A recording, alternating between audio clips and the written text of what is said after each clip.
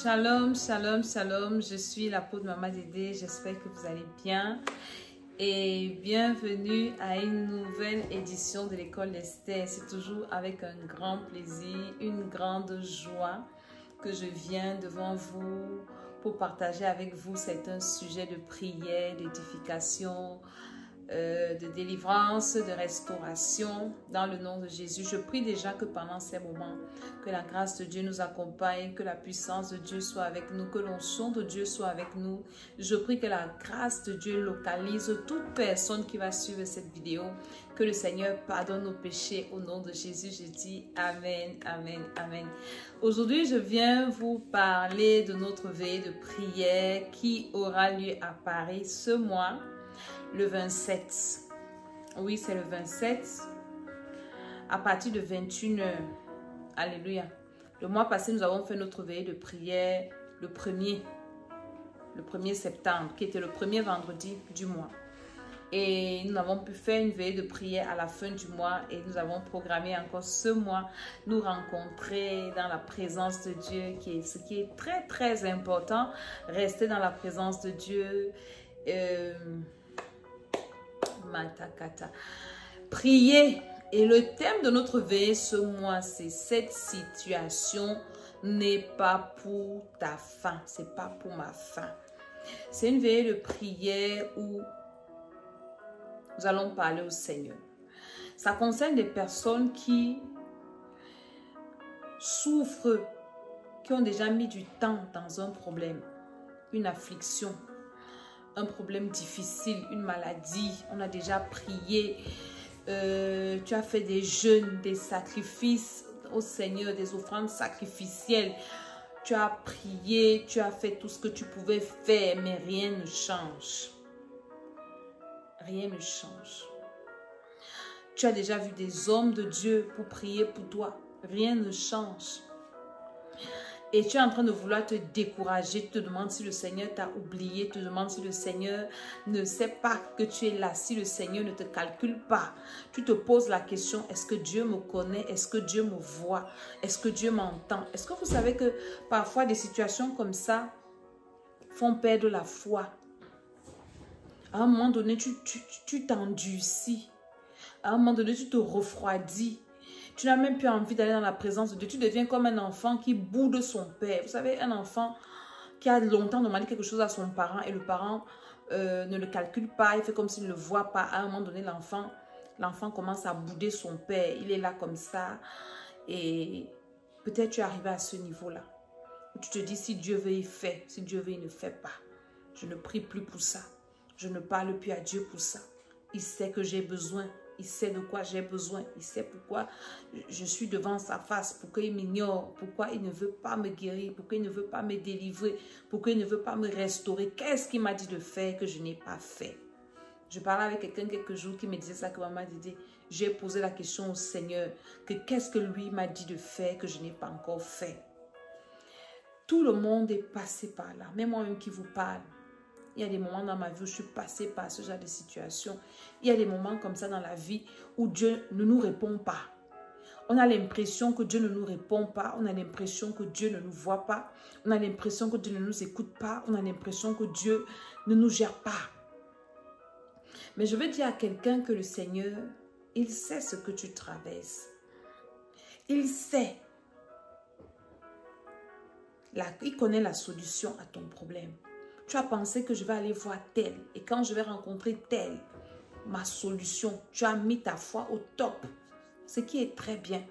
Et puis quand tu rentres de là, tu n'as pas retrouvé la solution. Je vais te dire quelque chose. Le Dieu qui t'a créé sait ce que tu vis. Il est conscient que tu traverses cette situation. Et je viens t'annoncer cette bonne nouvelle que cette situation n'est pas pour ta mort. C'est pour la gloire de Dieu. C'est toi qui verras la fin de ce problème. C'est toi qui verras la fin de ce film. Je me souviens quand j'étais mariée, mon mari avait ce qu'on appelle dans le cerveau le méningiome. On l'avait empoisonné par le micro et ça va attaquer son cerveau.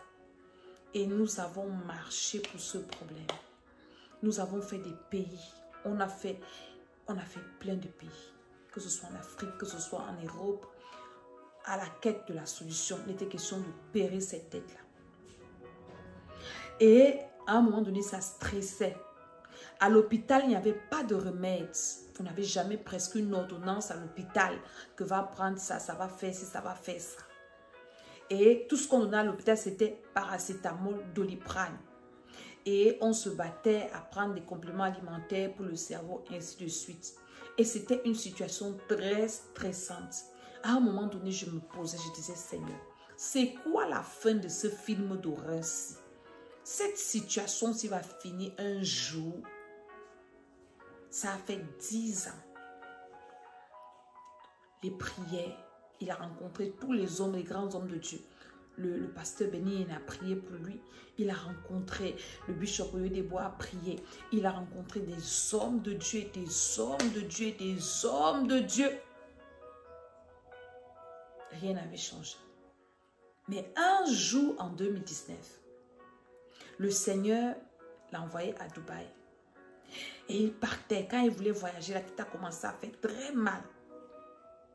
Il m'appelle, il me dit, je ne pars plus, chérie. J'ai dit, non, il faut partir. Je l'ai encouragé à partir. Et il est arrivé. Quand il arrivait là-bas, parce qu'il partait pour un voyage d'affaires, tellement il avait mal, il a dit, il va aller à l'hôpital. Quand il arrive à l'hôpital, à Dubaï, je pense que c'est l'hôpital américain, il y a des grands hôpitaux là-bas. Le médecin le regarde. Le médecin lui demande que, qui t'a dit que tu as le méningome dans la tête? Ça a disparu. Sans remède. 10 ans plus tard. Quand il m'appelle, il me dit, est-ce que tu sais ce qu'on vient de me dire à l'hôpital?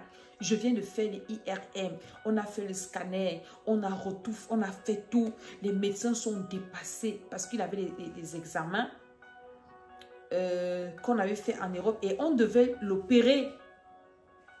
On devait l'opérer, le cerveau, en décembre 2019. Et je lui ai dit, non, dis à ton médecin qu'on va t'opérer en février. Qu'il nous laisse d'abord le temps de prier. Je veux dire à quelqu'un que la prière est très importante. Quel que soit ce que tu vois, continue seulement à prier.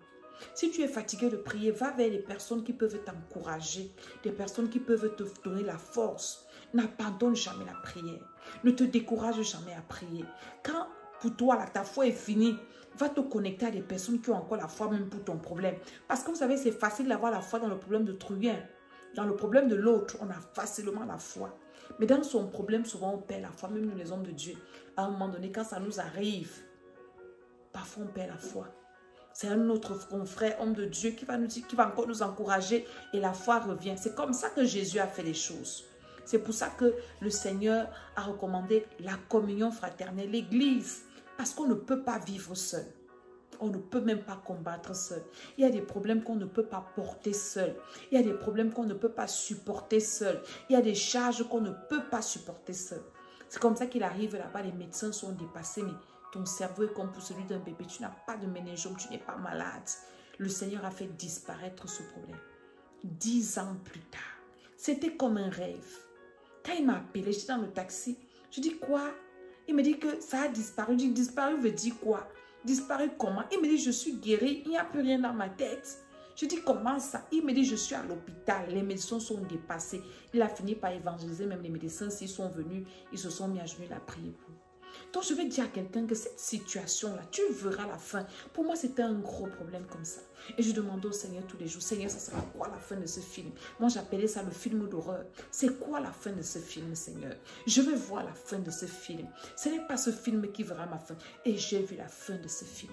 C'est pour ça que tout ce que je peux traverser aujourd'hui, je sais que cette situation ne verra pas ma fin. Je verrai la fin de ce problème. Je verrai la fin de cette situation. Est-ce que tu peux confesser ça avec moi? Que ce problème ne verra pas ma fin. Cette maladie ne va pas me tuer, ne va pas m'enterrer. Les sorciers, dans cette bataille, dans ce combat-ci, je sors avec la victoire. Je ne sors pas comme ça. Je sais que je vais m'en sortir, Seigneur. Je sais que tu vas m'aider, Seigneur. Je sais que tu ne vas pas m'abandonner, Seigneur. Donc, c'est le thème de notre veille de prière. C'est le thème de notre veille de prière. Si tu connais quelqu'un qui passe par ces moments, tu connais quelqu'un qui passe par ces situations, viens avec cette personne, invite cette personne à cette veille de prière et nous allons passer du temps dans la présence de Dieu. Ça sera au 8 avenue du 1er mai à Palaiseau. Là, nous avons fait notre dernière veillée de prière. C'est là où nous serons. Alléluia. Et tu verras comment le Seigneur va te restaurer. Tu rentreras de là délivré, restauré, béni, rechargé d'une nouvelle force, d'une nouvelle foi, d'un nouveau courage pour continuer à affronter les problèmes de ta vie. Parce que les problèmes, tant que nous sommes sur la terre, ne finiront jamais. On va combattre. Les combats vont finir quand la trompette va sonner. Et beaucoup sont en train de dire que c'est pour bientôt. On a d'abord annoncé ça le mois passé. D'autres disent que c'est ce mois.